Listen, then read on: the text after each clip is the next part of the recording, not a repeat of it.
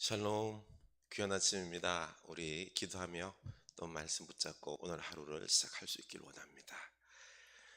하나님 말씀입니다. 시편 32편 1절에서 11절입니다. 시편 32편 1절에서 11절. 허문의 사함을 받고 자신의 죄가 가려진 자는 복이 있도다. 마음에 간사함이 없고 여호와께 정죄를 당하지 아니하는 자는 복이 있도다. 내가 입을 열지 아니할 때에 종일 신음함으로 내 뼈가 쇠하였도다. 주의 손이 주야로 나를 누르시오니 내 진액이 빠져서 여름 가뭄에 마름같이 되었나이다. 내가 이르기를 내 허물을 여호와께 자복하리라 하고 주께 내 죄를 아리고 내 죄악을 숨기지 아니하였더니 곧 주께서 내 죄악을 사하셨나이다. 이로 말미암아 모든 경건한 자는 주를 만날 기회를 얻어서 주께 기도할지라. 진실로 홍수가 범람할지라도 그에게 미치지 못하리이다. 주는 나의 은신처이오니 환난에서 나를 보호하시고 구원의 노래로 나를 두르시리이다. 내가 내 갈 길을 가르쳐 보이고 너를 주목하여 훈계하리로다. 너희는 무지한 말이나 노새같이 되지 말지어다. 그것들은 재갈과 굴레로 단속하지 아니하면 너에게 가까이 가지 아니하리로다. 아멘. 오늘날 가장 필요한 신앙의 요소는 회개라고 생각합니다. 회개는 정직한 성품을 필요로 합니다. 하나님과 사람들 앞에 정직해야 됩니다. 그런데 오늘날 사회에서는 정직한 사람들은 바보 취급을 당하기 쉽습니다. 능력 있는 사람들은 얼마나 거짓말을 참말처럼 하느냐, 정직한 것처럼 잘 포장하느냐에 따라 달려있는 겁니다. 지금 우리 사회의 큰 이슈거리가 뭐죠? 라임 옵티머스 사건, 이 돈 때문에 생긴 건데요. 돈을 중심으로 거짓과 사기가 얽혀 있습니다. 정치권은 무엇이 진실이냐, 이게 중요할까요? 아닙니다. 이 사건을 가지고 어떻게 상대 진영을 올가면서 치명적인 상처를 입히느냐, 이겁니다. 그래서 이 사건을 파헤칠 검사를 자기 편의 검찰로 세우려고 합니다. 검찰총장을 불신하고 법무부 장관을 중심으로 하는 새로운 검찰로 수사하고 또 특검을 해서 여야 합의한 검사가 해야 된다고 공수처로 수사해야 한다고 합니다. 여기에 진실되게 규명하려는 마음보다는 내 입맛에 따라 수사하고 싶은 거죠. 결국은 무슨 전제가 깔려 있습니까? 검찰은 이미 법에 따라 정확하게 진실을 규명하는 수사하는 단체가, 조직이, 사람이 아니다라는 것입니다. 못 믿겠다는 것입니다. 정의를 구현하는 조직이 아닙니다. 결국 검찰은 이미 법에 따라 죄를 밝히고 하는 조직이 아니라 자기 이익에 따라 움직이는 그런 조직이라는 거죠. 판사도 법에 따라 정의롭게 판결한다? 믿지 않습니다. 변호사요? 거짓말 잘하고 얼마나 거짓말을 참말처럼 하는 사람으로 인식하는 거죠. 비극입니다. 그래서 결국 이 사회에서는 약하고 가난한 자가, 힘없는 자들이 고통당하는 사회인 것입니다. 이렇게 거짓말 잘하는 사람들이 권력을 취하니 나라가 엉망이 되는 거죠. 1절, 허물의 사함을 받고 자신의 죄가 가려진 자는 복이 있도다. 마음에 간사함이 없고 여호와께 정죄를 당하지 않는 자는 복이 있도다. 다윗이 우리아의 아내 바세바를 범하고 남편 우리아를 전쟁터 제일 앞에 세워 죽게 하는 살인죄를 저질렀습니다. 힘을 가진 왕으로서 자기 욕망을 위해서 한 여인을 취하고자 한 남자를 죽이고 가정을 파괴했습니다. 이게 큰 죄죠.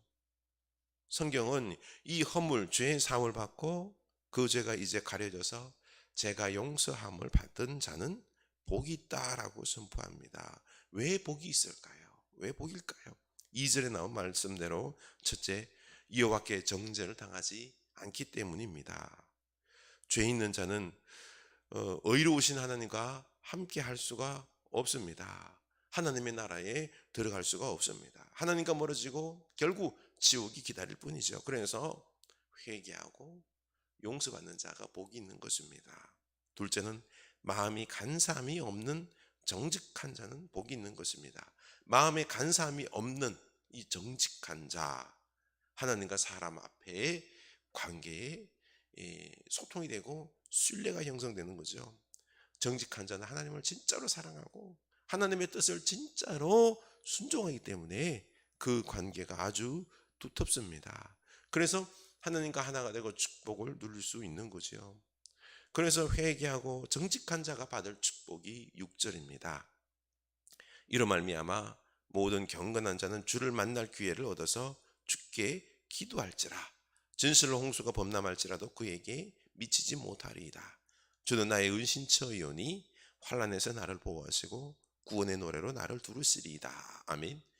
회개하는 경건한 자들은 주를 만날 수 있습니다.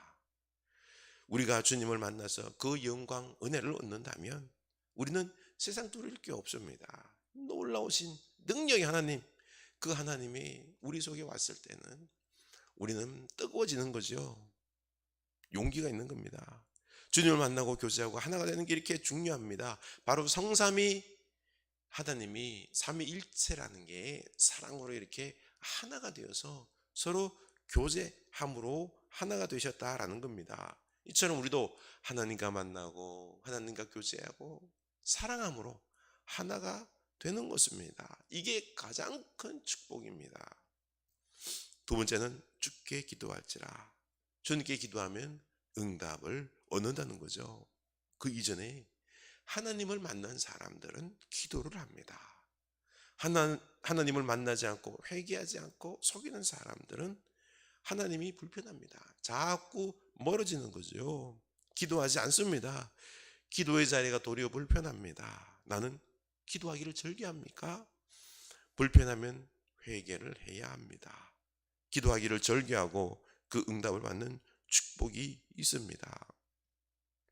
셋째, 죄악의 심판에서 구원을 받습니다. 홍수가 범람할지라도 그에게 미치지 못하게 하시겠다라고 말씀하십니다. 하나님께서 보호하시고 인도하시겠다라는 거죠. 넷째, 나의 은신처이오니 환난에서 나를 보호하십니다. 세상에서 가장 안전한 곳은 하나님의 품입니다. 하나님의 품은 악의 세력이 건드릴 수가 없기 때문이죠. 거기에는 사랑과 영광이 풍성합니다. 이런 축복이 있기 때문에 우리는 죄를 회개하는 정직한 자가 되어야 합니다. 그런데 사람들이 죄를 지으면 자꾸 하나님을 멀리합니다. 왜냐하면 하나님이 무섭기 때문입니다. 3절, 내가 입을 열지 아니할 때 종일 신음함으로 내 뼈가 쇠하였도다. 주의 손이 주야로 나를 누르시오니 내 진액이 빠져서 여름 가뭄의 마름같이 되었나이다. 이렇게 내가 입을 열어서 정직하게 회개하려고 하지 않습니다. 하나님이 두려운 곳입니다. 그 죄의 심판이 무서운 곳입니다. 용서를 받고 은혜를 입으면 참 복된데 자꾸 숨깁니다. 하나님은 양심을 통해서 자꾸 회개하라고 압박을 합니다. 그래서 다윗이 종일 신음하면서 지내다 보니 뼈가 쇠하고 진행이 빠져서 이런 가뭄에 마름같이 되었다라고 고백합니다. 회개하지 않으면 좋을 것 같죠? 아닙니다. 자꾸 양심에 눌립니다.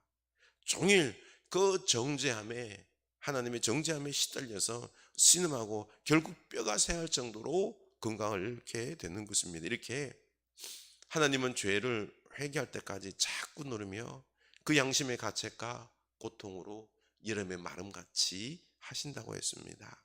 그래서 회개해야 합니다. 다윗은 견디다 못해 회개를 합니다.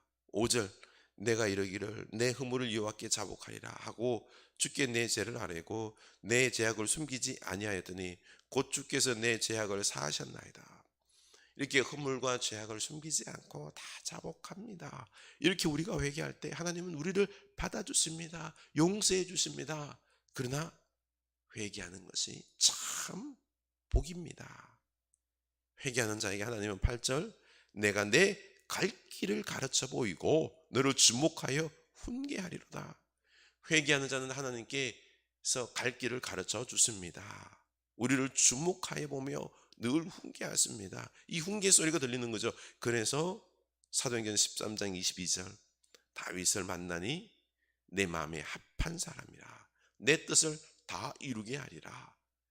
다윗처럼 하나님의 마음에 합한 사람이 됩니다. 하나님은 당신의 마음에 합한 다윗을 통해서 당신이 하고 싶은 것을 다 이루셨던 것처럼 하나님은 이렇게 마음에 합한 사람을 통해서 복을 주시는 것입니다. 그런데 얼마나 회개하기를 싫어하는지 9절 너희는 무지한 말이나 노새같이 되지 말지어다. 그것들은 제갈과 굴레로 단속하지 아니하면 너희에게 가까이 가지 아니하려다. 바로 무지한 말이나 노새 같아서 얼마나 고집이 센지 말로는 안 됩니다. 그래서 제갈을 물리고 굴레를 통해서 고통을 주면서 끌고 가죠. 꼭 이렇게 고통을 줄 때 그제야 깨닫고 회개하는 어리석은 사람이 되어서는 안 된다는 거죠. 회개할 때 정직한 자가 되어서 하나님과 화해하고 사람들과의 관계도 투명해지고 관계가 개선되고 신뢰가 쌓이고 하나님의 마음에 합한 자가 되어서 하나님께서 마음껏 사용하는 축복의 사람이 되는 겁니다. 우리 회개합시다. 정직한 사람이 됩시다. 하나님께서 마음껏 썼습니다. 우리 갈 길 인도하십니다. 기도합시다. 하나님 아버지, 정직한 자가 되게 하옵소서. 회개를 먼저 해야 됩니다. 하나님 아버지, 우리는 죄악으로 말미암아 그 죄로 끝나는 것이 아니라 하나님과 멀어지고 그리고 또한 하나님 품을 떠나고 그러다 보니 우리가 하나님의 인도를 받지 못하는 어리석은 안타까움의 역사가 있습니다. 주여, 우리로 회개하게 하사 하나님을 가까이 하나님과 만나고 하나가 되고 하나님께 기도하고 응답받고 그리고 하나님께 합한 사람이 되어서 하나님께서 마음껏 쓰는 축복의 사람이 되기를 원합니다.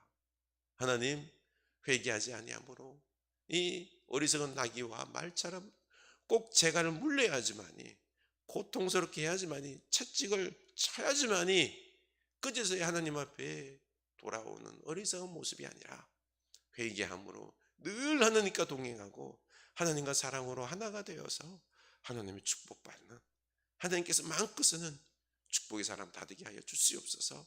예수님 이름으로 기도합니다. 아멘.